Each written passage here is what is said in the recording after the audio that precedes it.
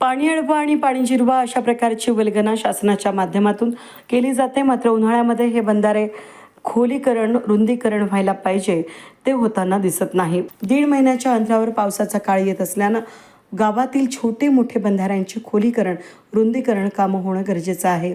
पावसाच्या पडलेलं पाणी हे बंधाऱ्याच्या माध्यमातून साठवून राहतं आणि त्याचा परिणाम हा जवळपासच्या शेतकऱ्यांना होत असल्यानं दुष्काळावर मात करायची असल्यास बंधाऱ्यांचे रुंदीकरण आणि खोलीकरण होणं गरजेचं आहे. कृषी उत्पन्न बाजार समितीचे माजी सभापती रामनाथजी राजापुरे यांनी हे सांगितलं.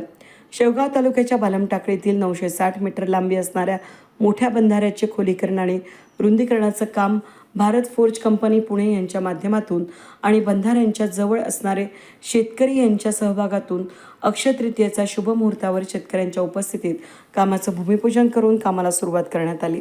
यावेळी ज्येष्ठ कार्यकर्ते मोहनराव देशमुख, कृषी उत्पन्न बाजार समितीचे माजी सभापती रामनाथजी राजपुरे, सरपंच डॉक्टर रामबाम दळे, युवा उद्योजक पांडुरंग नवले, राष्ट्रीय स्वयंसेवक संघाचे सुरेश काजवे, राजेश छाजेड, मेजर बाळासाहेब शेळके, धनंजय देशमुख, रमेश शिंदे, बाप्पासाहेब भाकरे यांसह शेतकरी ग्रामस्थ यावेळेस उपस्थित होते.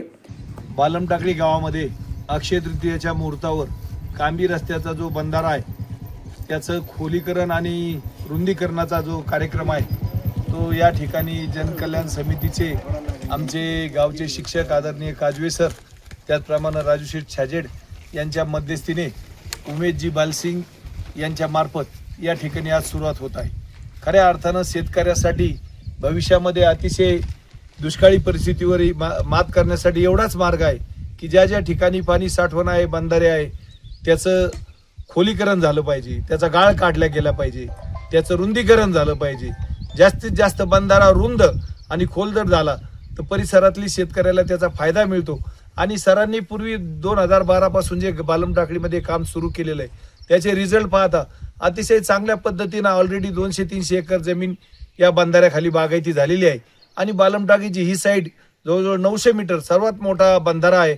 आणि सर्व शेतकरी यामध्ये स्वखुशीनं या ठिकाणी जे सहभाग आहे प्रत्येकाचा जो लोक सहभाग आहे तो सर्वजण देण्यास तयार आहेत. या माध्यमातून आज या ठिकाणी आपले शेतकरी मोहन बापू देशमुख यांनी ते 30,000 रुपयाची देणगी त्या ठिकाणी या समितीला दिलेली आहे. जी वर्गणी आहे प्रत्येकाला मी उद्या या ठिकाणी माझी 30,000 रुपयाची देणगी देणार आहे. आणि प्रत्येकाने याच्यामध्ये सहभाग घेऊन हे जे मोठं काम आहे हे सर्वांना एकत्र येऊन शेतकरी जर एकत्र आले आणि जर संघटनेला साथ दिली तर काय घडू शकतं याचा रिझल्ट आपल्याला या ठिकाणी पाहायला मिळणार आहे. आणि भविष्यात एखाद्या पाठपाणी एरिया भागात गेल्यासारखं हा परिसर होणार आहे. यासाठी खरोखर मी जनकल्याण समितीचे जे शिक्षक आहेत त्यांना या ठिकाणी धन्यवाद देतो. गावचे सरपंच त्यांनी याच्यासाठी भरपूर फॉलोअप घेतला. उमेश बालसिंग यांच्याकडे प्रयत्न केलेत. आम्ही सुद्धा आमदार खासदारकडे प्रयत्न केले, आम्हाला त्याच्यामध्ये यश नाही मिळालं. परंतु सरांनी यांनी सरपंचांनी या सर्वांच्या प्रयत्नामुळं हा बंधारा या ठिकाणी निधी मंजूर झाला.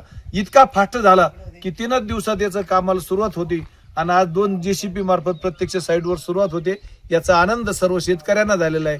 निश्चित सर्व शेतकऱ्यांच्या वतीनं मी या जलकल्याण समितीचे जे सर्व त्यांचे संघटक आहेत, फोर्स कंपनीचे जे प्रोप्रायटर किंवा त्यांचे जे CEO आहेत यांना सर्वांना धन्यवाद देतो. आणि वेद न्यूजसाठी प्रतिनिधी पांडुरंग निंबाळकर, अहिल्यानगर, शेवगाव.